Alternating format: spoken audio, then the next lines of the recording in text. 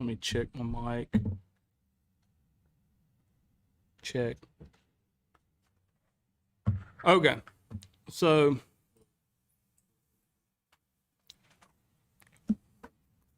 the things I want you to do this week, make sure that you deal with 14. Like unit 14, and I'm going to add unit 15 alternating current. Okay. But for the labs this week, we're going to look at some of this induction and inductive reactance. Okay. All right. So y'all are going to do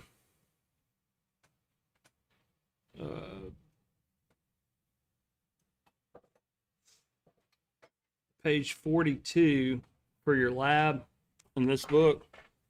Okay. We're going to use the control transformer in the little Radio Shack electronics kit. I want you to do 1 and 2 on there. Okay. Now,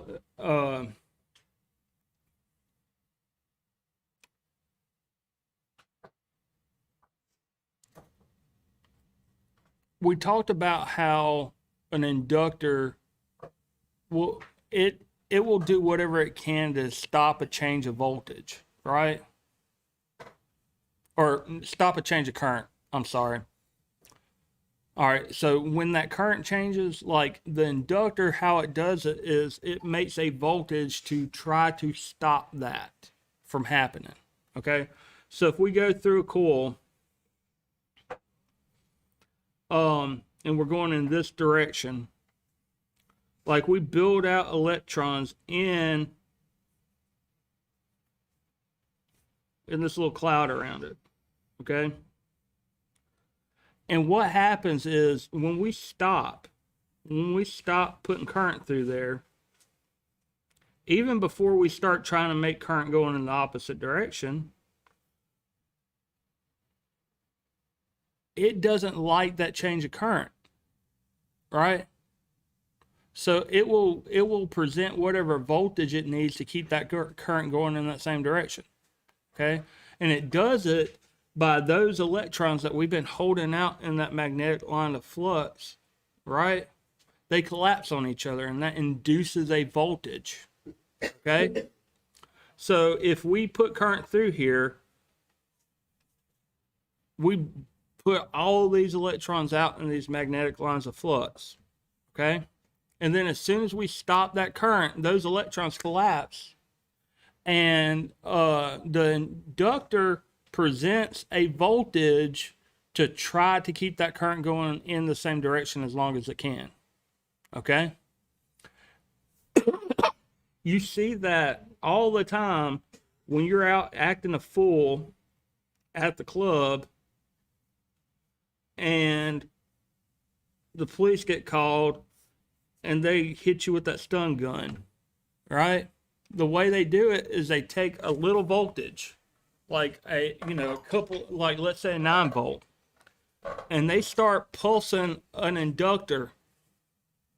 Okay, and what'll happen is that inductor, whenever the electrons collapse, they make a big voltage. Now it's a little bit more complicated than that, but when you're withering on the ground, wishing that you hadn't acted a fool, none of that stuff really matters, right? It is some capacitors in there we charge, and then we, yeah, but that's how we get a super high voltage off of stuff. All right, is like if you were to put current through a coil and then take it off. Have you ever seen like where it would spark when you take something off of a coil? That's what's going on. Okay, so one of the things that you'll do is you'll run through a button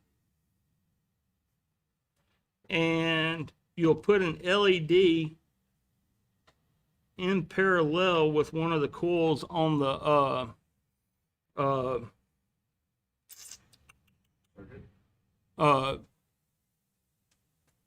on the control transformer. There's a little control transformer in there. And this voltage right here might not be enough to light up this LED. So when you push that button, nothing's probably going to happen. But when you let that button go, when you push that button, you're charging up that inductor. Like you're building an electromagnet, and those electrons are getting out in that magnetic line of flux. When you let go, they collapse, and they're going to give a voltage that's going to be high enough for that LED to come on for a second. Okay? When we did the circuit with the flyback diode, that's the reason that we had the flyback diode in there. If you put it in there, is because the inductor, when you turn it off, it presents a really high voltage that could damage other components unless you had a path for it to safely go through. And that's what you're doing right there.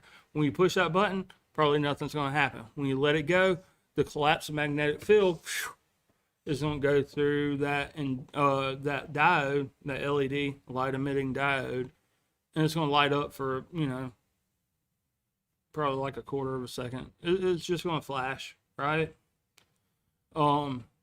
But it doesn't really matter what the voltage is over here as long as we're charging that up. Whenever we let it go, those electrons are going to collapse.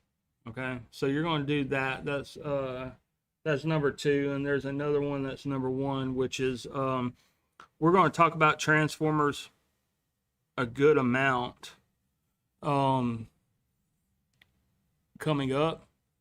But if you, let's say we had, you know, 10 turns of wire over here, and then right beside it, we had 100 turns of wire, we could boost up the voltage by 10. Okay? So you're going to do something with the transformer, and then you're going to do that little flyback diode with an LED so you can see the LED light up when it happens. So make sure before tomorrow, do that 14, that you've got both those 14s taken care of. And then for next week,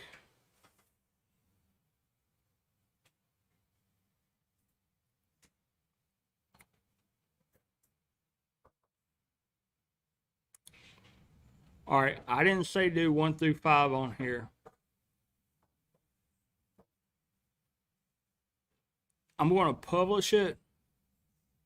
And if I see enough of y'all have actually read 14 and watched that video for understanding, I'll go in and I'll make that like 1 through 5 or 1 through 10 instead of the whole thing. Okay? If y'all don't, they'll stay as, like, do all of them. Okay? So that's for next week. 15 do 1 through 5. We don't want to do all of them.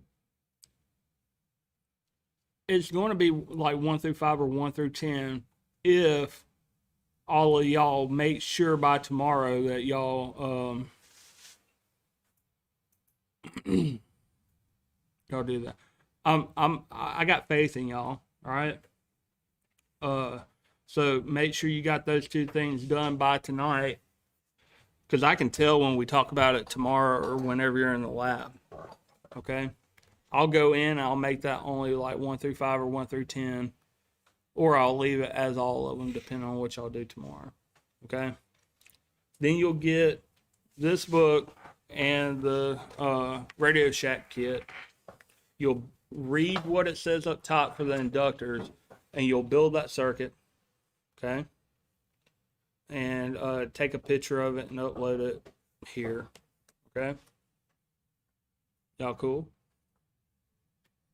All right.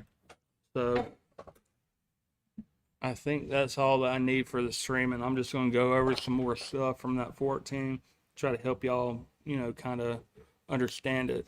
But there's nothing that actually I'm not really saying in that video anyway.